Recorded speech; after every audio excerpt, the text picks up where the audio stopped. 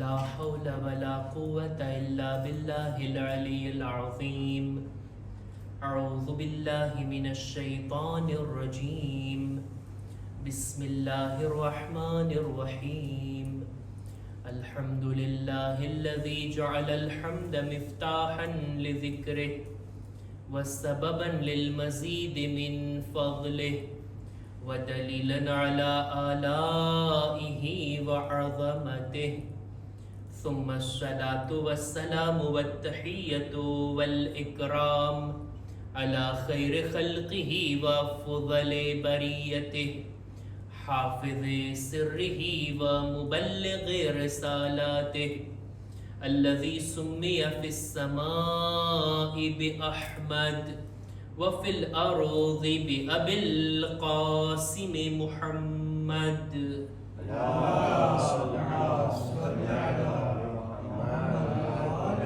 وعلى أهل بيته الطيبين الطاهرين المعصومين المظلومين ولعنة الله على أعدائهم أجمعين. أما بعد فقد قال الله سبحانه وتعالى في كتابه الكريم: بسم الله الرحمن الرحيم. خلق الإنسان من عجل سأريكم آياتي فلا تستعجلون. صلوات بر محمد و آل محمد.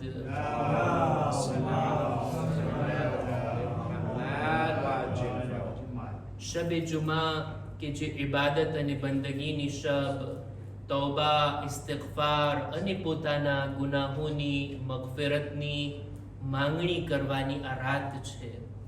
સાથોસાથ આપણા મરહૂમોને પણ યાદ કરવાની, એમના માટે ઈસાલે સવાબ કરવાની આ શબ છે. મરહૂમના ઈસાલે સવાબમાં આપણે જે મજલિસોને બરગુજાર કરીએ છીએ, બેશક શબે જુમાની બરકતથી એમને અનેક ગણો સવાબ નસીબ થાય છે.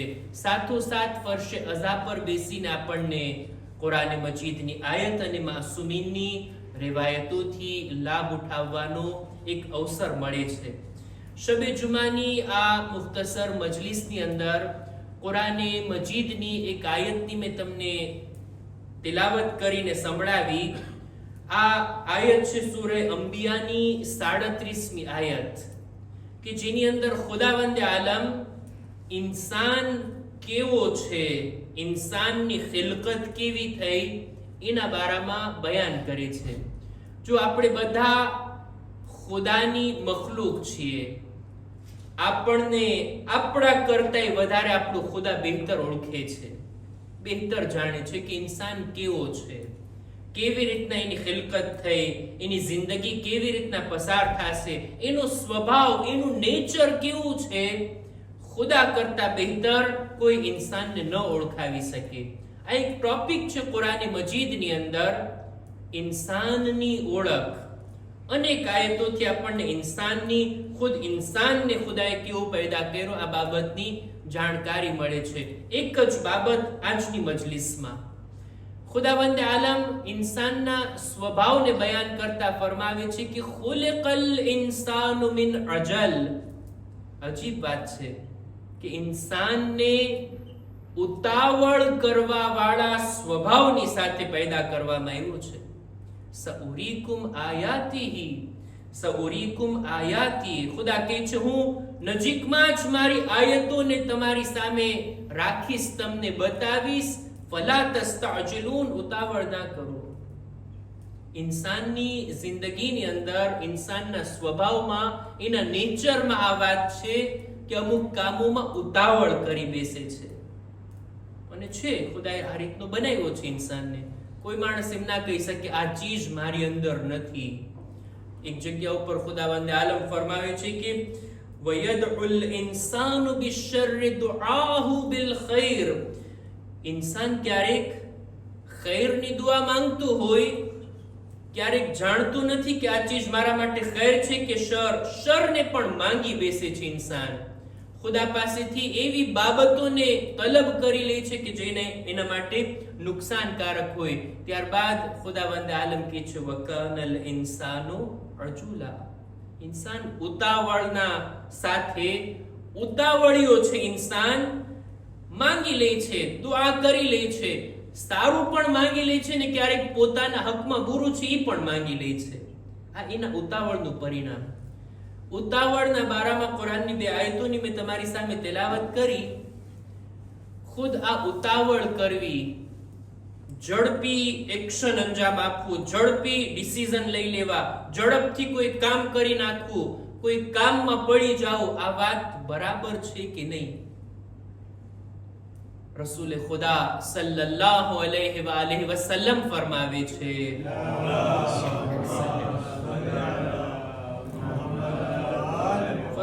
ઇન્નમાં અહલકન નાસ અલ અજલા, ઇન્સાનને ઉતાવળે હલાક કરી નાખ્યો છે. જો દરેક ઇન્સાનો ધીરજ રાખે, સબ્ર કરે, નિરાતે કોઈ કામને અંજામ આપે ને તો કોઈ હલાક ના થાત. ઇન્સાન ઉતાવળ કરવાના બદલે ધીરજથી કામ લે, સમજીને, વિચારીને, સિરિયસલી, ગંભીરતાથી કોઈ કામ અંજામ આપે. નહીતર જેટલી ઉતાવળ કરશું ને એટલી આપણી ભૂલો વધારે પડશે. આપણા આકા અને મૌલા અમીરુલ મુમિનીન હઝરત અલી ઇબ્ન અબી તાલિબ અલૈહિસ્સલામ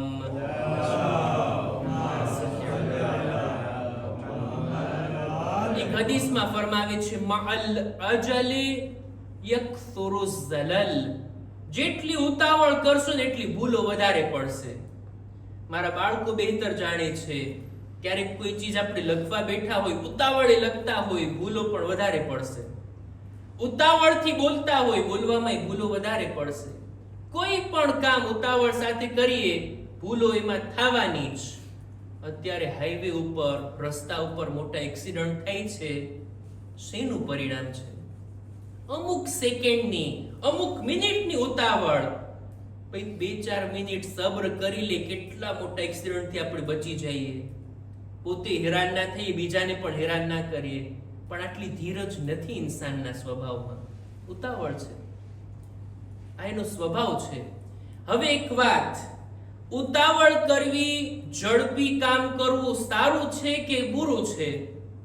ઉતાવળથી કામ લેવું સારી વાત છે કે ખરાબ વાત છે? આ સવાલના જવાબમાં કહી શકાય કે આનો જવાબ ઈ વાત ઉપર છે કે કયા કામની અંદર ઈ ઉતાવળ કરે છે. અમુક કામો એવા છે કે જેમાં ઉતાવળ કરવી જોઈએ, એમાં પછી ધીરજ ના રખાય, એમાં પછી નિરાત ના રખાય, એમાં હમણાં પછી થોડી વાર બાદ એવા કામો, એવા શબ્દો ના લવાય. અમુક કામો કરવા જોઈએ ઉતાવળની સાથે, ઝડપથી કરવા જોઈએ. કોસેય છે, ભલામણ કરવામાં આવી છે આપણને કે એમાં ઉતાવળ કરો. અને અમુક કામની અંદર કહેવામાં આવ્યું કે નહીં, ધીરજ રાખો, નિરાતે, ઝડપથી કામ ના લ્યો. કુરાન મજીદની અંદર એક આયત છે જનાબે મૂસાના બારામાં.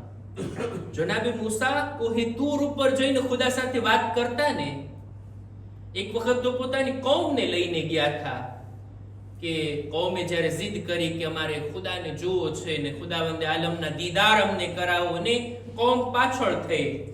જનાબે મૂસા કૌમને લઈને ગયા તૂર ઉપર, ને શું બન્યું આપણે વાત મૂકી દઈએ. પણ જનાબે મૂસા જ્યારે કૌમને લઈને કોહે તૂર ઉપર પહાડ ચડી રહ્યા હતા, એવા ઝડપથી ચડી રહ્યા હતા, એવા ઉતાવળથી જઈ રહ્યા હતા કે જનાબે મૂસા આગળ નીકળી ગયા, કૌમ પાછળ રહી ગઈ.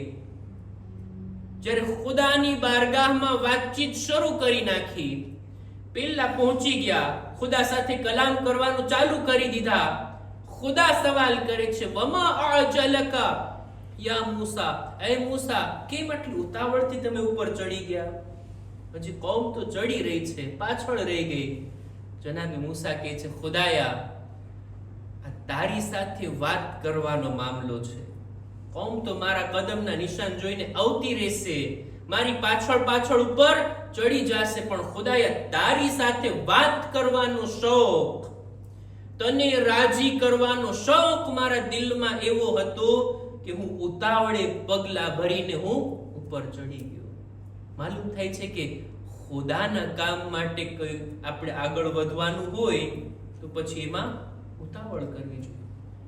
ખુદાનું કઈ કામ હોય, ખુદા રાજી થાય એવું કામ હોય, એમાં પછી નિરાત કે ધીરજ કે વિચારશું કે જોશું એવું ના હોવું જોઈએ. ખુદા માટે છે, ખુદા રાજી થશે, ઇબાદત છે, આગળ વધો ઝડપની સાથે, ઉતાવળની સાથે. એક હદીસની અંદર મળે છે, ફરી પાછા રસૂલે ખુદા સલ્લલ્લાહુ અલૈહિ વસલ્લમ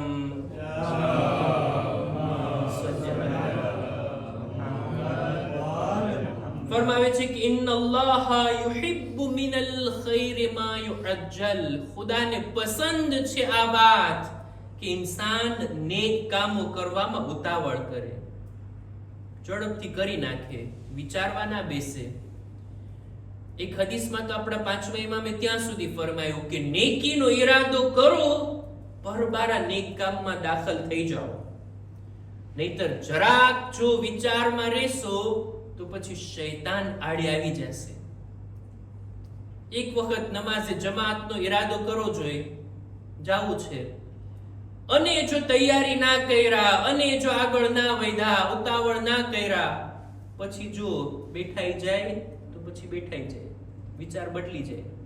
મસ્જિદે જવાનો વિચાર કરો જોઈએ, અને જો ઉતાવળ ના કર્યા, ઝડપથી તૈયાર ના થયા ને નીકળી ના ગયા તો પછી અટકાઈ જાય, ઇન્સાન બેઠી જાય.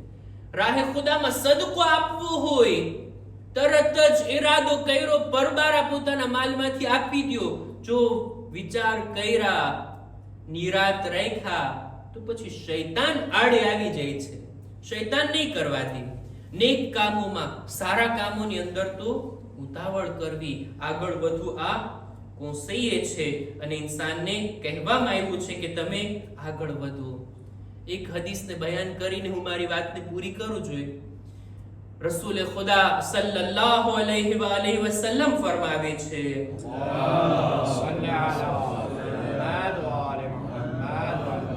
ફરમાવે છે અલ અનાતુ ફી કુલ્લી શૈઇન ખૈરુન ઇલ્લા ફી સલાસ. ધીરજ રાખવી, સમજીને વિચારીને આગળ વધવું સારી વાત, પણ 3 કામો એવા છે ને કે એમાં હું ભલામણ કરું છું કે ઉતાવળ. બલકે કોશિશ કરો કે સૌથી પહેલા બીજા બધા કરતા આગળ નીકળી જાઓ અને સૌથી પહેલા આ કામ કરો. હરીફાઈ અને મુસાબકો રાખો કે એની પહેલા હું પહોંચી જાઉં, ફલાણા કરતા હું આગળ નીકળી જાઉં. આ 3 કામોના બારામાં રસૂલે ખુદાની ભલામણ. એમાં તો ઉતાવળ કરવી જોઈએ, એમાં તો આગળ વધવું જોઈએ. કયા 3 કામો? સૌથી પહેલું, જ્યારે રાહે ખુદામાં જિહાદ માટે બોલાવવામાં આવે, સૌથી પહેલા મેદાનમાં હાજર થાઓ. સૌથી પહેલા ફર્સ્ટ થવાની કોશિશ કરો, આ એની વાત. બીજું, જ્યારે નમાઝ માટે બોલાવવામાં આવે, અઝાન આપવામાં આવે, ત્યારે નમાઝ જમાત માટે, નમાઝ અદા કરવા માટે ઉતાવળ કરો. હૈયા અલસ સલાહનો મતલબ શું? આપણે બધા જાણીએ છીએ. હૈયા અલલ ફલાહનો મતલબ શું? શું હૈયા અલસ સલાહ એટલે એમ કે નમાઝ માટે આવો હોય તો આવો, તમને કોઈ કામ ના હોય, નવરા બેઠા હોય તો આવો, ઈ તર્જુમો થાય? શું તર્જુમો છે? આપણે બધા જાણીએ છીએ. હૈયા અલસ સલાહ એટલે ઉતાવળ કરો, આલીઝી દેપેશેવું, ઝડપથી કદમ ઉઠાવો, આગળ વધો નમાઝ માટે. હૈયા અલા ખૈરિલ અમલ, બહેતરીન કામ માટે આવો. ઉતાવળનો શબ્દ છે ને એમાં. અઝાનમાં પણ ઇકામત અને નમાઝે જુમા માટે તો ફસઉ ઇલા ઝિક્રિલ્લાહ, 7 કામ પડતા મૂકીને દોડો ખુદાના zikr તરફ. નમાઝે જુમા જેવો દિવસ, ખુદા આપણને બોલાવે છે આ દિવસે નમાઝે જુમાની અંદર, અને બંદો કેટલો ગફલતમાં હોય, કેટલા કામોની અંદર હોય, કયા કામોની અંદર હોય. જુમ્માના દિવસે બપોરના જુમ્માની નમાઝથી બહેતર કોઈ કામ છે કે જેમાં બંદો મશગુલ થતો હોય? લબ્બૈક કહેવું જોઈએ ને. અહીંયા તો દોડીને આવવાનો હુકમ છે ને, સમય પર આવવાની વાત છે ને, પણ બંદાની ગફલત તો તમે જુઓ.